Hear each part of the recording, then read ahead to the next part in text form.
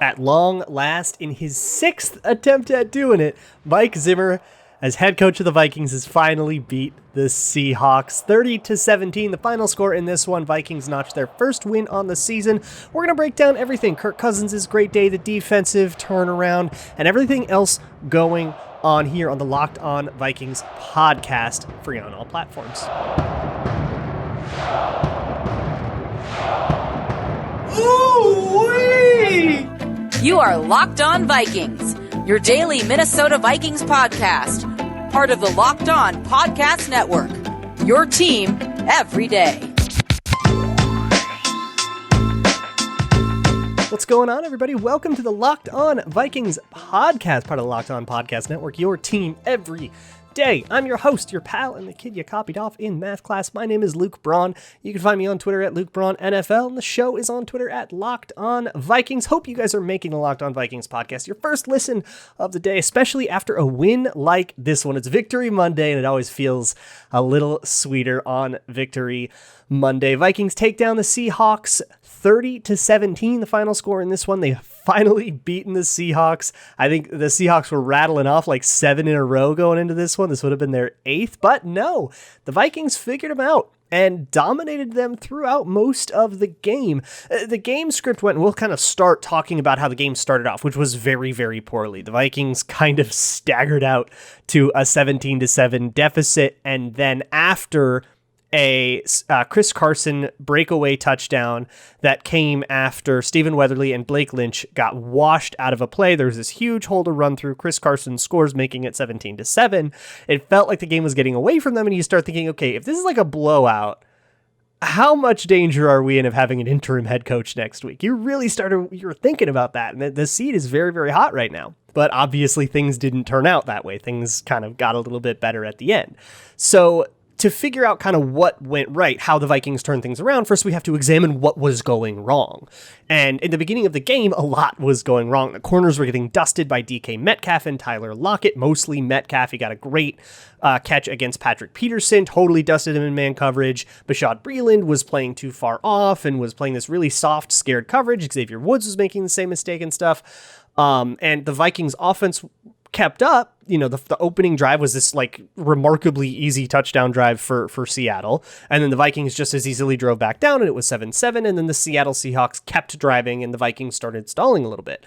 And part of the Seahawks being able to drive so well was that they managed to catch the Vikings out of sync and in the wrong personnel. And with a game like this where there's not many drives, and this is Zimmer loves these games where each team gets like 7 drives, where in a normal game you get like 10, 11 possessions, and Zimmer loves games where everybody gets 8 and there's a little bit higher stakes on all that stuff, but it causes these wonky things. There was one drive where the Seattle Seahawks on a 3rd down, I think, got Armon Watts, Sheldon Richardson, and Everson Griffin on the field. I think it was Richardson and Griffin were on the inside with the regular edge rushers, and they immediately switched to no huddle and ran like the rest of the drive with those guys in the middle, and they just ran down their throats. Sheldon Richardson, not a run defense guy, and Everson Griffin, as a run defending defensive tackle, he's not exactly a point of attack dude. He was, kind of a stand-up edge rusher on a 3rd down kind of thing. And the Seahawks took advantage, and they caught them, and they ran like 4 plays that way and drove it right down to point blank range. So they kind of got it, and they ran it down our throats that way. And then they caught Bashaud Breeland one-on-one a whole bunch of times, and I don't think Breeland wanted that. So the two kind of adjustments that turn things around, at least to my naked eye on a live watch, are that they did a better job of keeping Bashaud Breeland from being one-on-one. When you have a cornerback who isn't doing well, and in the beginning of this game, Bashaud Breeland was doing horrifically bad. There are a number of kind of paces you run through before you pull that guy. And we didn't get through all those paces before they found a solution that works, right? First, you kind of, if let's say that they are playing straight up man-to-man coverage, which is the hardest thing you can ask a corner to do, is to just cover a guy, whatever route he runs, you just cover him. With no help. So you start giving him a little help. You let him pass off things that are inside, or you give him safety help over the top, and he can pass off things that are to the top. You're still in man coverage, but if he runs this route or that route, you pass it off. And then if that doesn't work, then you start playing more traditional zone where you say, just watch the quarterback's eyes, stay in this area, and if the ball comes at you, go make a play on it. And then if that continues to not work, then you start talking about benching the guy. So I think the Vikings just kind of started going down that path with Bashaud Breeland, which is unfortunate, right? You kind of hope your starting corner can handle a little bit more than that, but whatever, right? They figured out a way to get the coverage a little bit better, and then the pass rush started getting home, and the pass rush was pretty good. They had the Seahawks under a ton of pressure. Sheldon Richardson better on the pass rush, a lot better than he was against the run. Everson Griffin made his presence known. Danielle Hunter made his presence known, and the blitzes got home pretty well as well. And then things just kind of started clicking from there. That's the defensive side of things. Offensively, it was a lot simpler. They were just good. They just scored on most of their possessions, 3 touchdowns, 3 field goals. Just a solid game. Not a lot of punting going on. Except for one punt at the very end of the game that kind of iced it away. That was a phenomenal punt from midfield from Jordan Berry on a 4th and 12 that kicks out of bounds at about the 2 and just backs up. Just insult to injury. Game was well out of hand, but it was like some style points to win the game with. So I'll tell you, I want to talk a lot more about the offense. I want to talk about Kirk Cousins, who had one of the games of his life in this one. But first, so if you do a lot of driving, I got to tell you about Get Upside. It is an app that gets you cash back when you buy gas. So if you make an account on Get Upside right now, you get 25 cents a gallon back every time you fill up. And over time, all of that starts to like add up. You can make like $200-300 a month in cash back with Get Upside. It makes it not only easy to save, but it gives you a bunch of cash out options. If you just want to do your bank account, that's fine. There's PayPal, Amazon gift cards, and everything more available at a time. Gas prices are going up, and that can get really annoying. So if you want to shave a little bit off, get some money back at the pump, Get Upside. Right now, you can open an account and use our special promo code, which is called Touchdown. You get a bonus 25 cents back per gallon. So why don't we just double it up? Get 50 cents a gallon back. So don't pay full price at the pump anymore. If it says $3.50 up there on the pump, now you're just paying $3 because you went and got Get Upside. And you use the special promo code Touchdown when you signed up for your account. So you can start saving every time your car or truck needs a fill-up. That's Get Upside, available in the iTunes App Store and on Google Play. And the promo code, one more time, is Touchdown. Let me also talk to you about Grambling.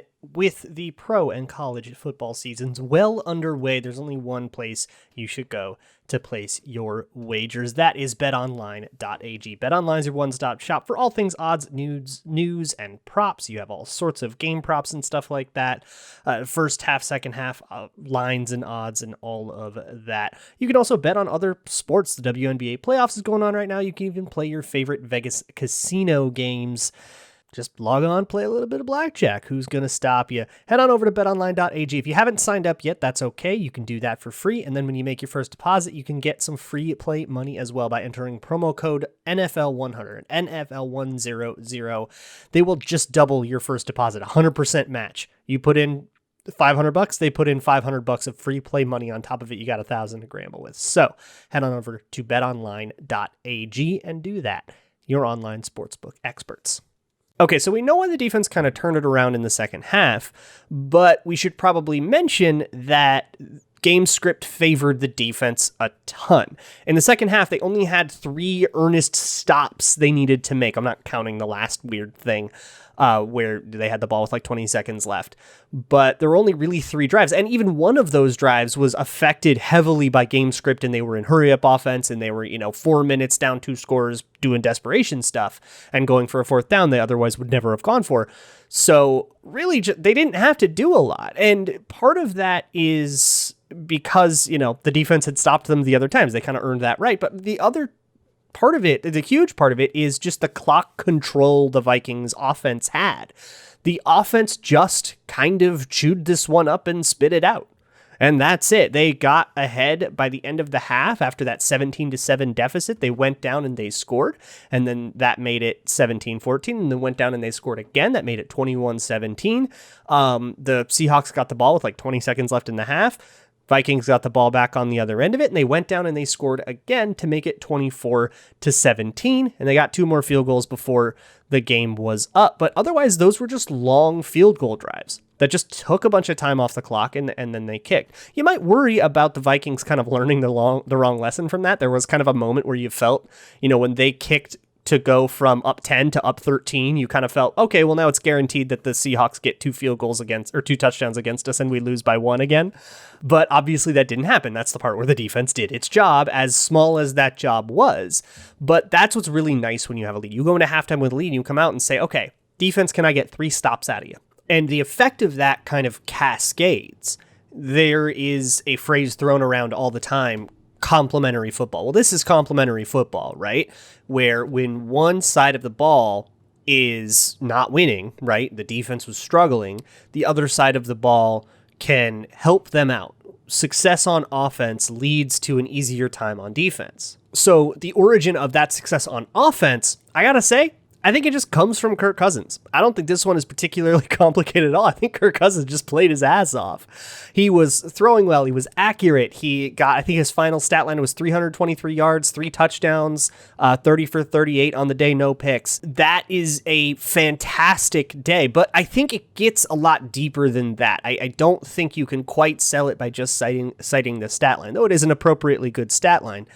What Kirk Cousins and Clint Kubiak did in this one is outsmart the Seahawks. And after the game, the Seahawks had all sorts of quotes to their media about how they got schemed, how they were frustrated about how the Vikings. It seemed like the Vikings had figured out the Seahawks. The Seahawks knew that, and there was nothing they could do about it. And that reflects very poorly on the Seahawks. So they got their own host of problems to deal with. But from the Vikings' perspective, they figured it out. One example of this dynamic, and I think it spreads to a lot of other facets of the offense, but one example of this dynamic, the Seahawks blitzed Kirk Cousins a ton in this game. Pete Carroll even said after the game, like, we threw everything at him defensively.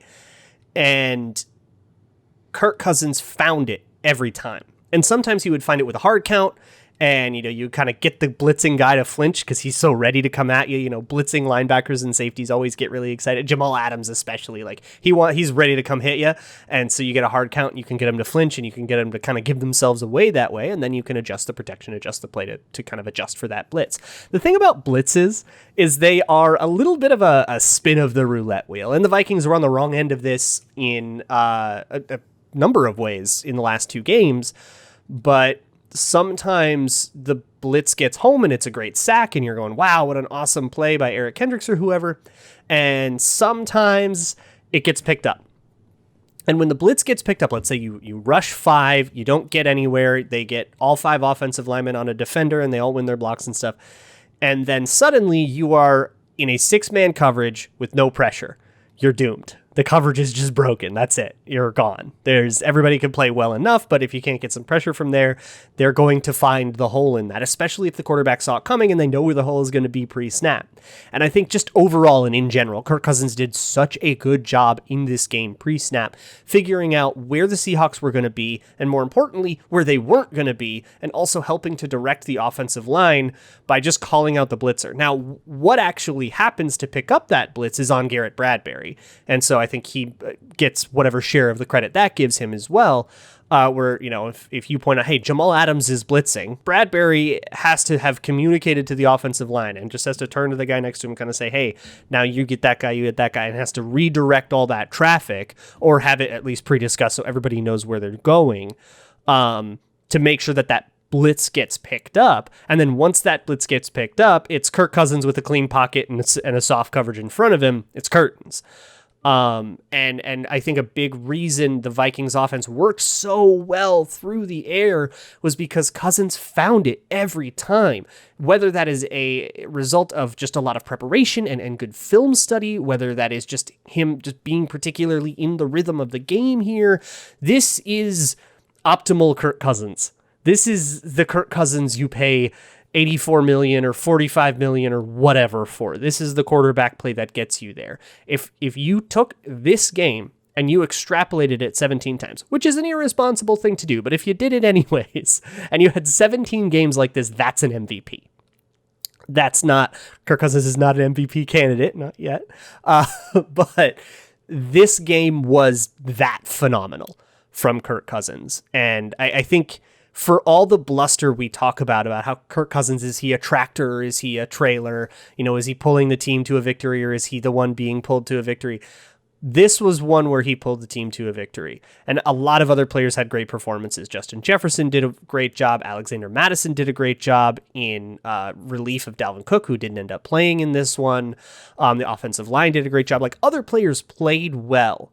But I do think that Kirk Cousins elevated just about everybody around him in this one. In run, in pass, in protection, in routes, in coverages, in everything. And even the defense, because of the offense's ability to chew a bunch of clock out and make it so the defense didn't have to stop as many throws, Kirk Cousins elevated the people around him. That is such a huge thing for a guy whose kind of entire reputation in Minnesota is as a guy who is not capable of doing that. So where do we end up going from here? We got to still talk about that. But first, let me talk to you about how you watch TV, because it can get really confusing when you have different logins and different devices for all the different services and stuff. You got live things on the TV, something else on a tablet, you're watching highlights on your phone, and a different login for all that crap. Well, let me just let you get your TV together with DirecTV Stream. DirecTV Stream is a new service from DirecTV that lets you consolidate everything live and on demand all at once. And the best part, no annual contract. So head on over to directv.com to learn more. That is directv.com. Let me also talk to you about the best tasting protein bar on the planet. It is Built Bar. Built Bar is covered in 100% chocolate. Comes in 9 delicious flavors: chocolate orange, chocolate raspberry, chocolate mint, whatever kind of chocolate combo. I'm a chocolate peanut butter kind of guy. But my recommendation to you is to get the sampler, which is all 9 of their flavors, 2 of each, so you can figure out what you like. Whatever you buy at BuiltBar.com, you can also just check in at their website every once in a while. They'll have limited edition, like super special flavors.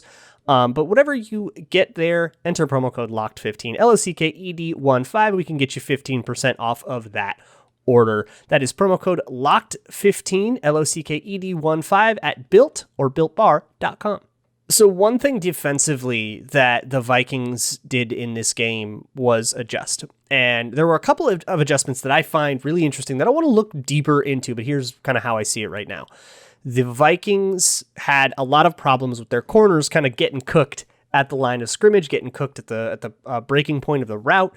And so they had to protect those corners a little bit better. And I think they did a better job of getting Bashaud Breeland especially out of one-on-one situations where he could pass something off to the inside, play a little bit more straight zone, be really smart about the pass-offs and still definitely taking people man-to-man every once in a while if they're in his area, but not necessarily asking a guy to cover every single thing and kind of get smoked that way. And that's what's making Bashaud Breeland play a little bit scared.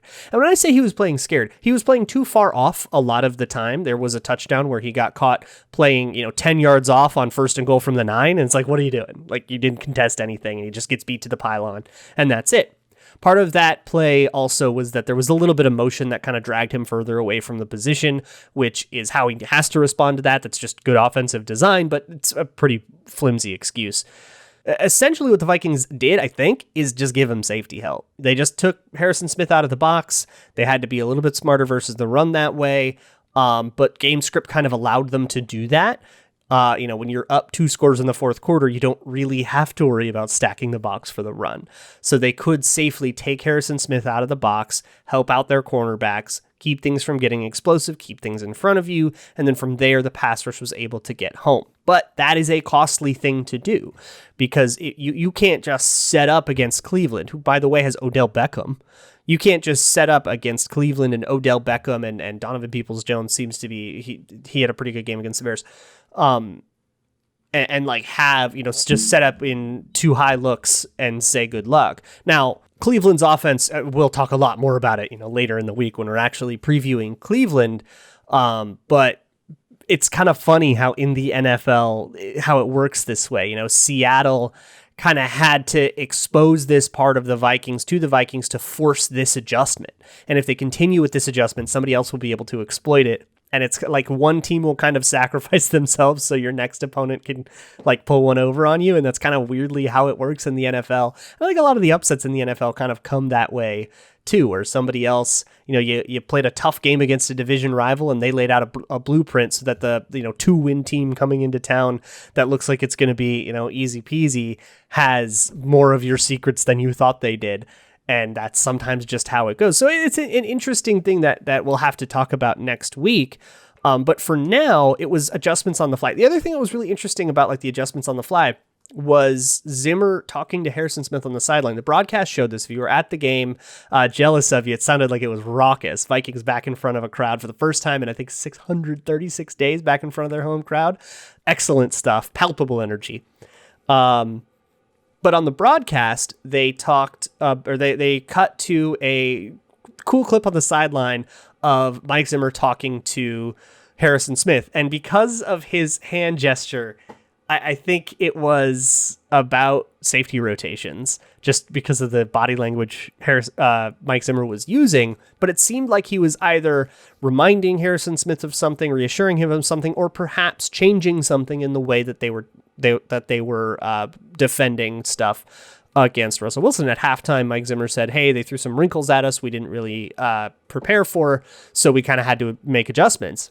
And I think one of those adjustments was about how Harrison Smith rotated to kind of keep him on Bashaud Breeland's side a little bit more, and to keep a little bit more help over to Patrick Peterson as well. But I think like from that angle, it's always fun to see that chess match. NFL teams don't necessarily wait till halftime to do their adjustments. If you're getting beat on something, you gather everybody around and you say, we're going to change this right now. And by the way, drive's coming up, go get out there. So a really interesting moment, one that I want to look a lot deeper into. But all in all, I think this was a case of the Vikings not only out executing the Seahawks, a bunch of fantastic blocks all over the tape. Tyler Conklin, Ben Ellefson again with really good blocking. Bradbury with some excellent blocks. Cleveland with some excellent blocks. Udo with some great blocks. All of that interior stuff was really, really good. O'Neal was still O'Neal. Still hasn't given up a pressure, at least for PFF yet. All of that adds up into a game where you out execute them, you out coach them. And it just kind of feels for Seattle, and if you read their media, Seattle feels like it's the end of the world. And that's what a blowout is. Even though it doesn't feel much like a blowout, they were down 17-7 at one point. It feels a little bit more like you kind of escaped something. They kicked the crap out of the Seattle Seahawks. And that's really, really encouraging as we head into another pretty tough matchup at home, but a tough matchup at home. Really encouraging after that 0-2 start to just show up and beat the bejesus out of somebody, both physically and mentally. So tomorrow's Twitter Tuesday. Leave a comment on YouTube if you're on YouTube. Otherwise, you can tweet it at me at Luke Braun NFL or at Locked On Vikings. You can send an email to lockedonvikingspodcast@gmail.com. Or there's also a Google form in the show notes if you'd rather do that. I do hope you made Locked On Vikings your first listen of the day. Your second listen of the day should be the Locked On Bets podcast. Q and Lee over there are doing a great job. They're batting, I think, like 62% against the spread, which is insane. So go check it out. Get your Grambles straight. I will see you all tomorrow for Twitter Tuesday. And as always, Skol.